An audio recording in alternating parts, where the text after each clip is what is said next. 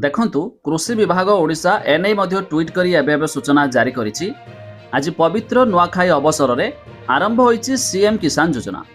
मान्यवर मुख्यमंत्री श्रीजुक्त मोहन चरण माझी द्वारा सीएम किसान पोर्टाल, पीएम किसान योजनार स्वतंत्र अभियान एवं कृषक ओडिशा यूनिफाइड पोर्टाल रो उन्मोचन हेबाकू जाउछि।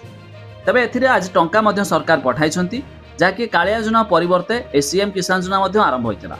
तबे केउ मान टंका मिलिबो कौन रही अपडेट जहाँ विषय में डिटेल रे जानिबा शेष पर्यंत देखंतु। ता पूर्व वीडियो को लाइक करंतु, सब्सक्राइब करनथिले एबे सब्सक्राइब करी पाखर थिबा घंटी चिन्ह को दबाई दिंतु।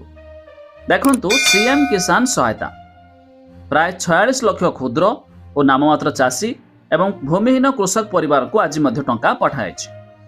या छडा देखंतु 925 कोटी रु ऊर्ध्व टंकार आर्थिक सहायता डीबीटी माध्यम हस्तांतर माने आज मध्य सरकार मध्य पठाइछंती। ता सहित देखंतु सीएम किसान पोर्टाल रो उन्मोचन। सीएम किसान एवं पीएम किसान योजनार नूतन हिताधिकारी नाम पंजीकरण पई नूतन पोर्टाल रो उन्मोचन। तबे खूब शीघ्र मध्य आहार भी आपण माने पोर्टाल पाई परिबे। आ पोर्टाल साहाय्य रे आपण माने लिस्ट चेक करि परिबे, नूतन आवेदन मध्य करि परिबे। तबे सीएम किसान पोर्टाल रे चाषी माने विषय रे समस्त तथ्य पाइबा सह पंजीकरण करि परिबे। खरीफ और रबी फसल पूर्वरु योग्य हिताधिकारी अर्थात क्षुद्र नाममात्र चाषी माने डीबीटी माध्यम वर्ष को 2टी किस्ती मोट 4000 टंका आर्थिक सहायता पाइबे।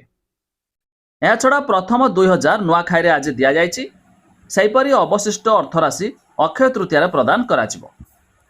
या छड़ा भूमिहीन कृषक परिवार पई वर्ष को 12500 टंकार आर्थिक सहायता व्यवस्था रही। वर्ष को 3टी किस्ती एही अर्थराशि सेमाने पाइबे।